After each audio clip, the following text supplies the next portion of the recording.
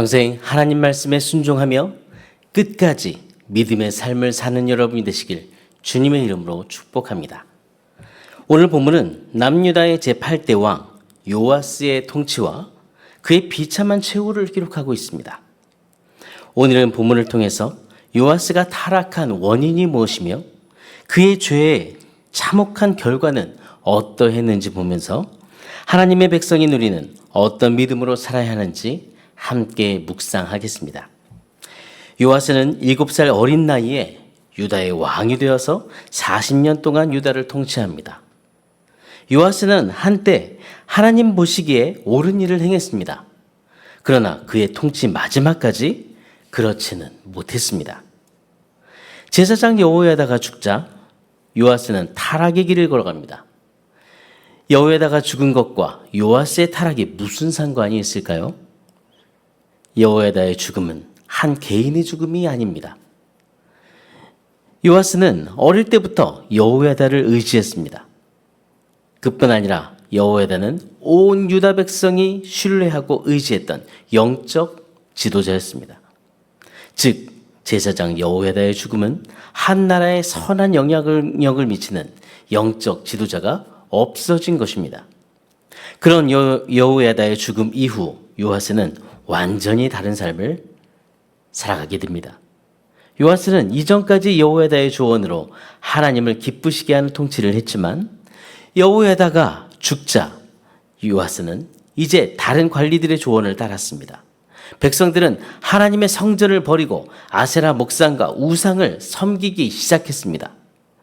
이것은 하나님이 유다를 심판하시는 근본적인 원인이 됩니다. 18절에는 이러한 우상 숭배의 죄 때문에 유다와 예루살렘에 하나님의 진노가 내렸다고 말씀합니다.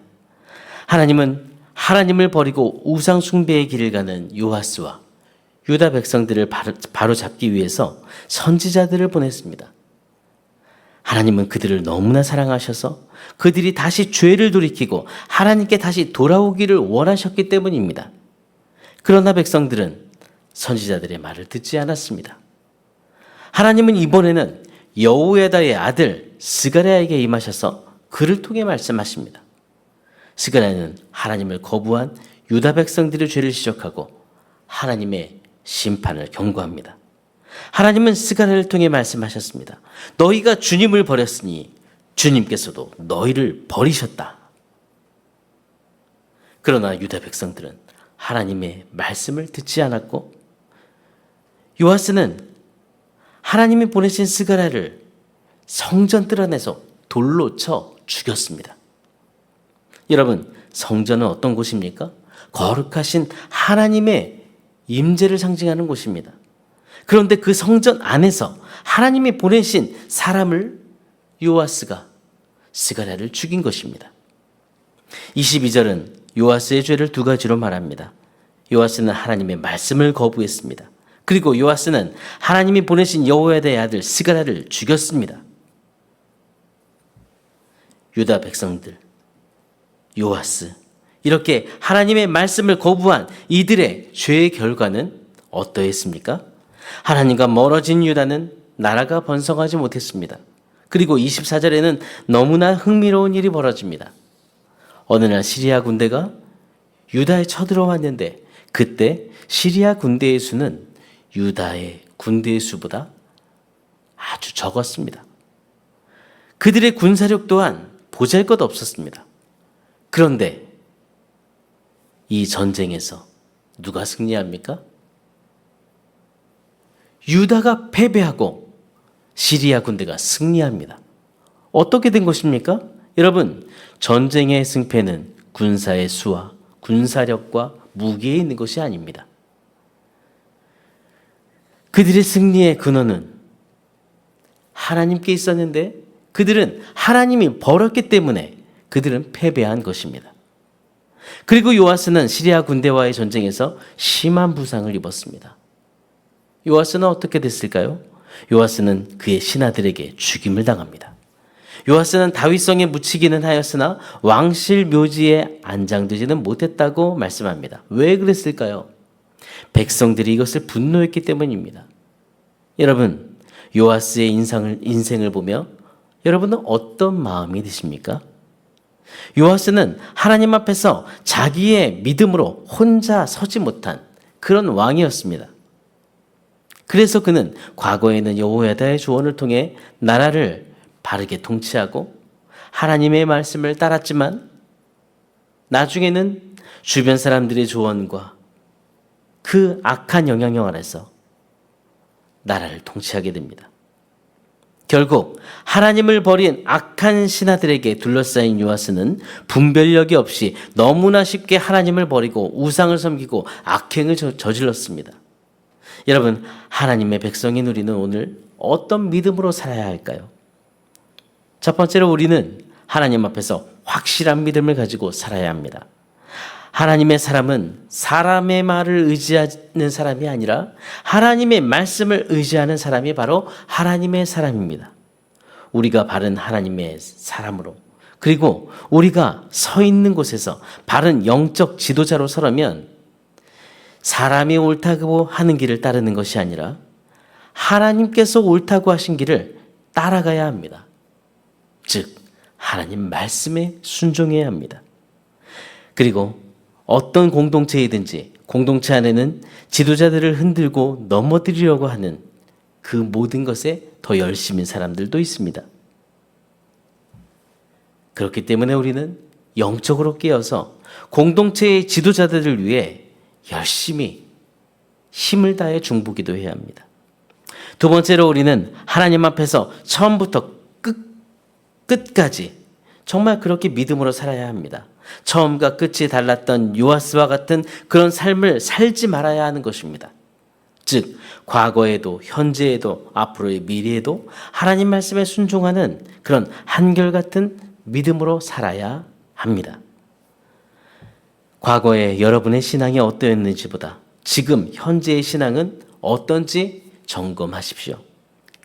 하나님을 한결같이 내가 잘 섬기고 있는지, 하나님 앞에서 봉사를, 하나님 앞에서 예배를 마음과 정성과 뜻을 다해 드리고 있는지 점검하면서 평생 하나님 말씀에 한결같은 믿음으로 순종하는 여러분이 되시기를 바랍니다.